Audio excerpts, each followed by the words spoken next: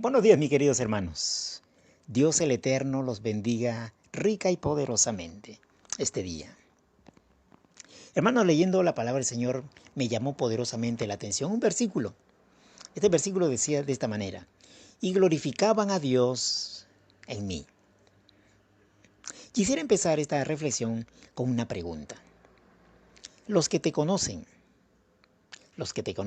¿glorifican a Dios por lo que tú eres?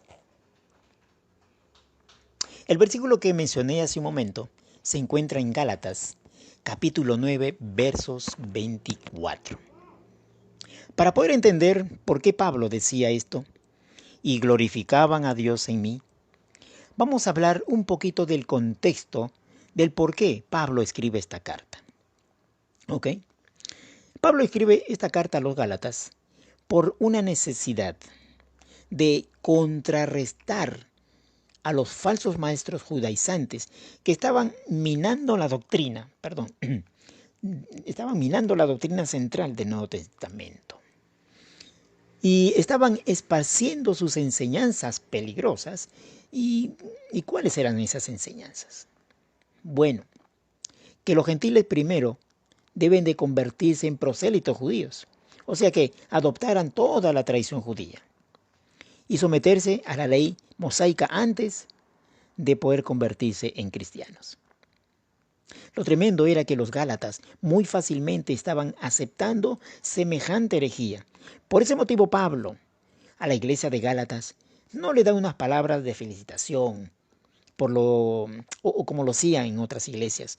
Muy por el contrario, fue una carta muy severa y advierte a la iglesia las terribles consecuencias de abandonar la doctrina esencial de la justificación. Por tal motivo, Pablo en Gálatas capítulo 1, versos 6 y 7, escribe de esta manera: estoy maravillado de que tan pronto os hayáis alejado del que os llamó por la gracia de Cristo para seguir un evangelio diferente. En el verso 7 sigue diciendo: no que haya otro, sino que hay algunos que os perturban y quieren pervertir el evangelio de Cristo. O sea que decía que cómo es posible que se deje influenciar por una enseñanza tan barata que lo que hace es tergiversar la verdad. Ahora Pablo les va a decir de dónde proviene la enseñanza que él personalmente les había enseñado. En el verso 11 del capítulo 1 dice: mas os hago saber, hermanos, que el evangelio anunciado por mí no es según hombres, pues yo ni lo recibí ni lo aprendí de hombre alguno, sino por la revelación de Jesucristo. ¿Ok? Yo no sé cómo les quedaría el ojo, pero yo creo que muy mal. Ahora Pablo les va a recordar algo que ellos ya sabían. En el verso 13 va a decir: porque ya habéis oído acerca de mi conducta en otro tiempo en el judaísmo. ¿Cuál era tu conducta, Pablo? Que perseguía sobremanera a la iglesia de Dios y la asolaba. Y esto lo podemos corroborar en Hechos capítulo 8, versículo 3. Y dice: y Saulo asolaba a la iglesia y entrando casa por casa arrastraba a hombres y a mujeres y los entregaba a la cárcel. El verso 14 va a decir: y en el judaísmo aventajaba a muchos de mis contemporáneos en mi nación, siendo mucho más celoso de las tradiciones de mis padres. Por ese motivo, Pablo, estando en el judaísmo, no podía aceptar, hermanos, no podía aceptar cómo un ser cualquiera podía hacerse llamar hijo de Dios. Para él era una tremenda blasfemia y él quería erradicar por completo ese grupo de seguidores. Sin embargo, en el versículo 15 va a decir: pero aún antes de que yo naciera, este es algo bellísimo, pero aún antes de que yo naciera, Dios me eligió. ¿Cómo? Sí, Dios me eligió y me llamó por su gracia maravillosa. Luego le agradó. ¿A quién? Al Señor. Luego le agradó revelarme a su Hijo para que yo proclamara a los gentiles las buenas noticias acerca de Jesús. Cuando esto sucedió, no me apresuré a consultar a ningún hombre, sino que, como ya había mencionado en el versículo 12, ni lo recibí ni lo aprendí de hombre alguno, sino por la revelación de Jesucristo. Wow, más claro no pudo haber sido Pablo. Pablo les estaba diciendo que la enseñanza que él les había dado era una enseñanza de primera mano, direccionado por el poder del Espíritu Santo. Y le llamaba la atención a los Gálatas, ¿cómo es posible que se dejen cautivar tan fácilmente por la mentira? Saben, hermanos, pero hay algo más interesante. ¿Cómo una persona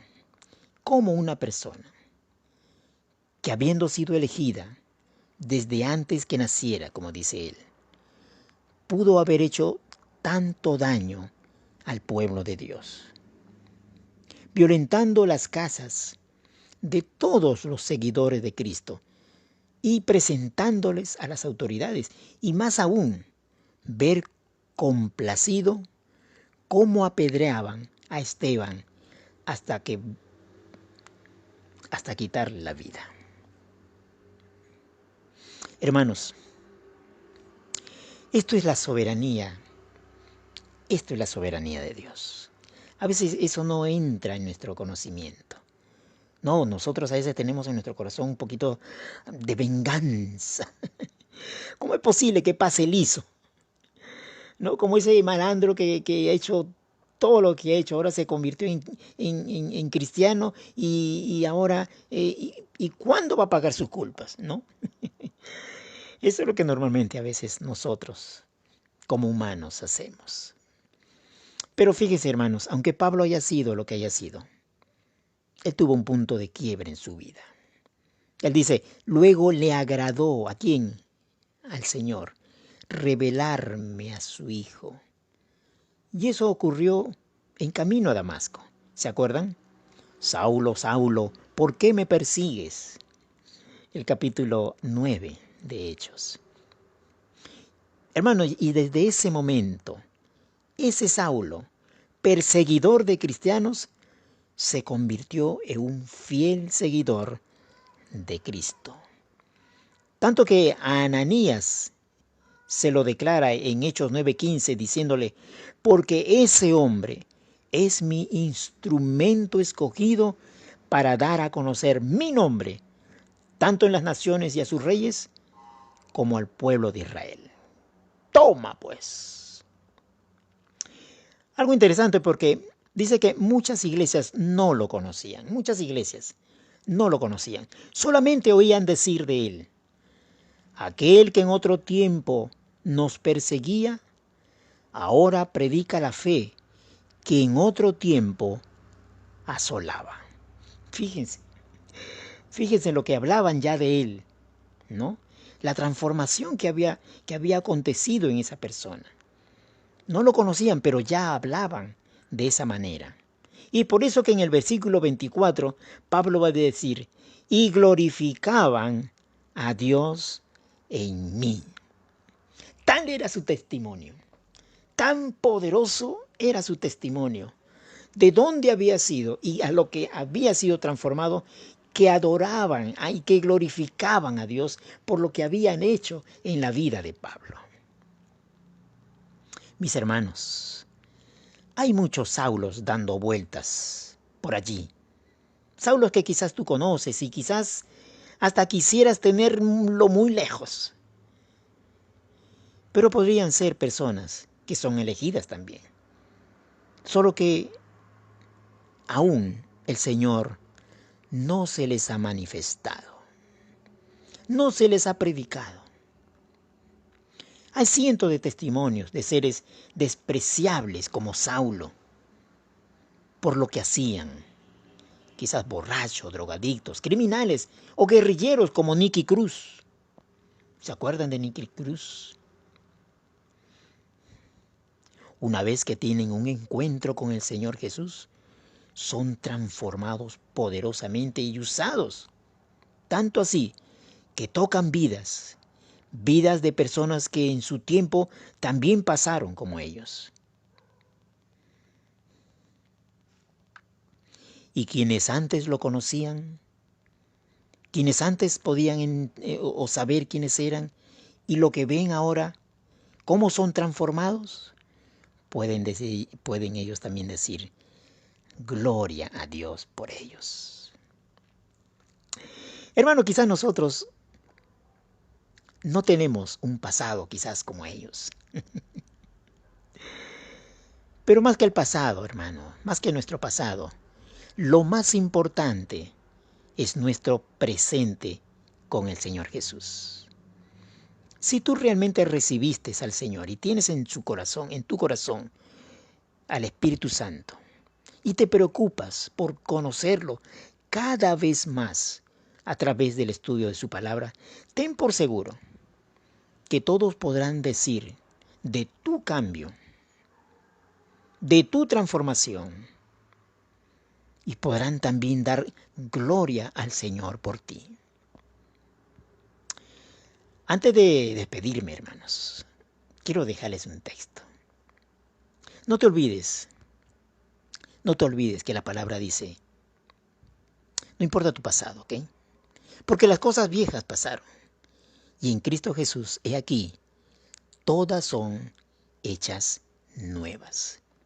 Si tu pasado ha sido un pasado sombrío, en el Señor, en la transformación que el Señor nos da, vamos a ser seres humanos con vidas que puedan impactar a otras personas de una manera poderosa. Siempre y cuando dejemos que el poder del Señor, a través de su Espíritu Santo, obre por medio nuestro. Que el Señor los bendiga, hermanos. Hasta la próxima.